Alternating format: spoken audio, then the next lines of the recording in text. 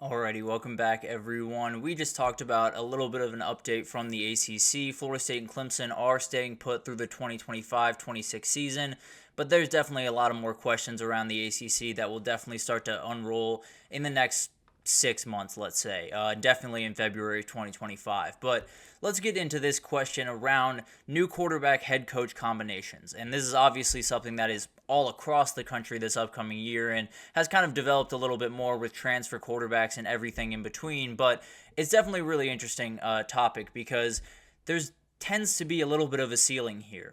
For the most part, it usually takes, a year to really get going in an offense and really find your feet as a quarterback. So, say Joe Burrow, he was in his second year at LSU. Michael Penix a year ago, second year at Washington. So, there's that ability to kind of get your head around the playbook a little bit better and then hit the ground running your second year. But there are some people this upcoming year that won't have that shot. So we'll have to figure out, who can really catch lightning in a bottle. And there are some plenty of good examples out there. Obviously, Jalen Hurts came in as a freshman and led them to a playoff appearance. So that was obviously a huge success story. You also have Baker going in Lincoln Riley. His first season there, they went to a playoff and did some really remarkable things. And then the guy that really takes the cake here is obviously freshman Trevor Lawrence. He won the national title in 2018 in his very first year, and it was remarkable to watch. It's one of the crazier seasons that I've ever seen, and definitely a really, really remarkable thing, but it's not a normal thing by any means. Usually the teams that win that national title are ones that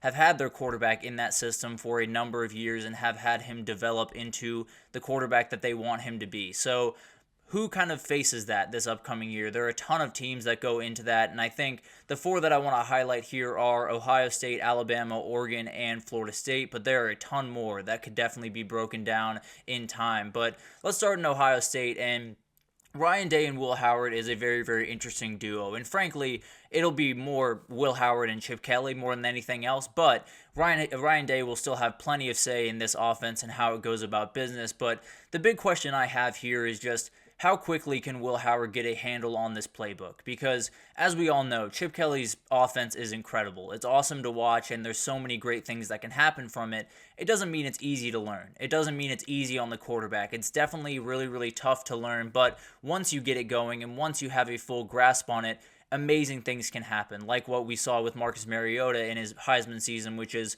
one of the best quarterback seasons we've ever seen. So it's one of those things where it is a nice playbook. It is something that is a little bit QB friendly, but you got to make sure that you're ready to take in all of that information, and you got to make sure your QB is in a position to handle all of that information, and then it could be just absolutely incredible. So it'll be really interesting to watch this. Obviously, one of the big time things here is he doesn't have to be spectacular. There are so many great players on this team. The elite running back duo they have, the what feels like a million amazing wide receivers they have, in my opinion, the best defense in the entire country. B football will likely get them to the playoff, but frankly, that's not enough for Ohio State this upcoming year. I think every single Ohio State fan would tell you that they want to win a national title, and at some point he's going to have to play A+ football that let that happen. You can't go up against Georgia, you can't go up against Oregon, you can't go up against Texas in those playoff games without playing A+ football if you want to move on. That's just the reality. Every single year you always have a quarterback that makes those couple of plays. For last year, J.J. McCarthy wasn't necessarily spectacular, didn't light the scoreboard on fire, but he made that one big-time play against Alabama, which was one of the craziest, most athletic plays I've seen from a quarterback. And then you also had, a couple of plays in the Ohio State game, and he made the plays down the stretch that you need to make.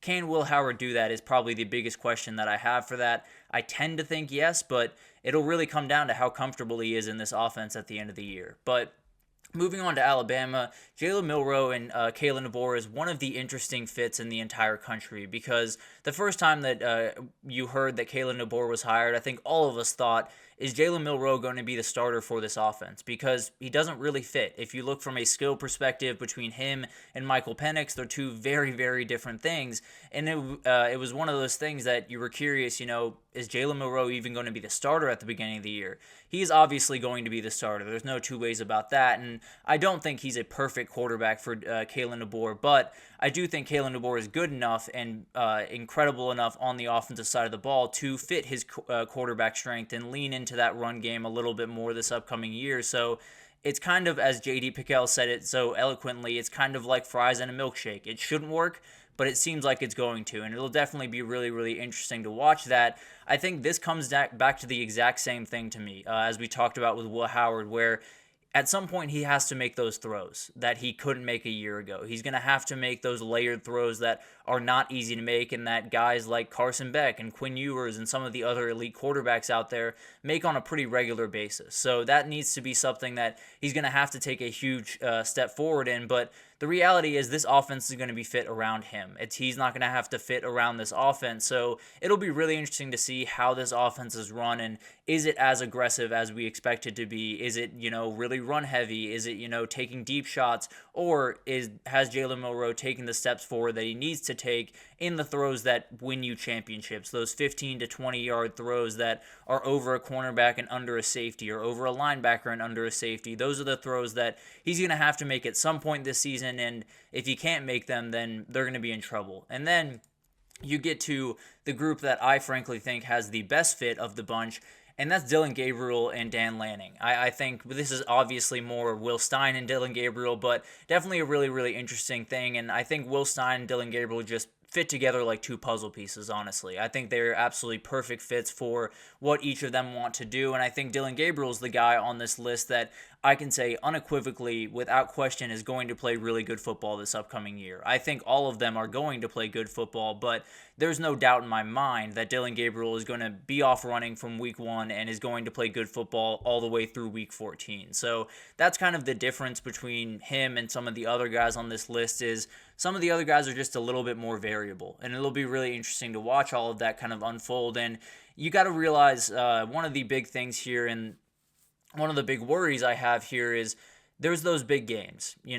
Can you make the plays in those big time games? Obviously, he did that at Oklahoma against Texas, and then kind of struggled in later in the season after some injuries and some things popped up in those big time games. So you're going to have to be really special against the Ohio States and the UGAs of the world to win that. So I think they're going to be fine when it comes to quarterback play, but when it comes to those big time plays, when it comes to facing those defenses that are going to be really tough to face, how does he handle that will be a very interesting thing to watch. But out of this group, I feel very confident that this is probably the best fit of the bunch, and probably the one that gives me the most confidence going into this season of at least they're going to play really good football at the quarterback position. And then finally, Florida State and Mike Norvell and DJ Uiagalelei is the biggest question mark in my eyes, just because I don't really understand.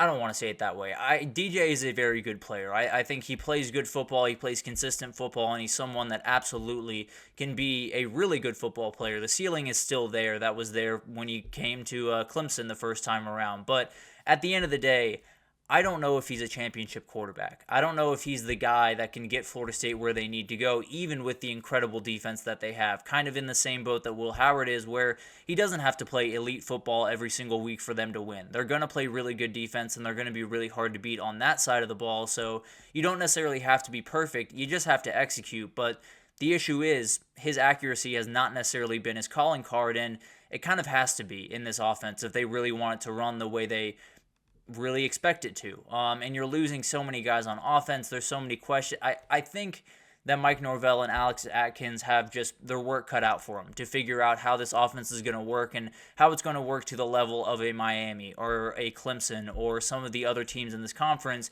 And then once you get to the playoff, you got to compete with Oregon. You got to compete with Ohio State, Texas, Georgia, all of the teams that are pretty much well-oiled machines on that side of the ball. So it'll be really, really interesting to watch. But at the end of the day, this is a duo that I think is capable of doing some really good things, but I definitely have some more questions about this group than all the other ones on the list. But then that doesn't even include Notre Dame, who's introducing Riley Leonard. You have Michigan with Alex Orji and technically Sharon Moore, but obviously it's a little bit different with some of the different changes over there. Miami, another one that definitely will have a ton. So will this precedent hold up? Will there be a Trevor Lawrence type guy in this group? Is there a team that can kind of break through that glass ceiling? Obviously, Trevor Lawrence, it would be a little bit more apt to what Dylan Raiola could do this upcoming season, which would be out of this world crazy. But at the end of the day, if you fully subscribe to this can't happen in their very first year, transfer quarterbacks need a little bit of time to get going before they can really hit the heights that they want, like a Joe Burrow or a Michael Penix.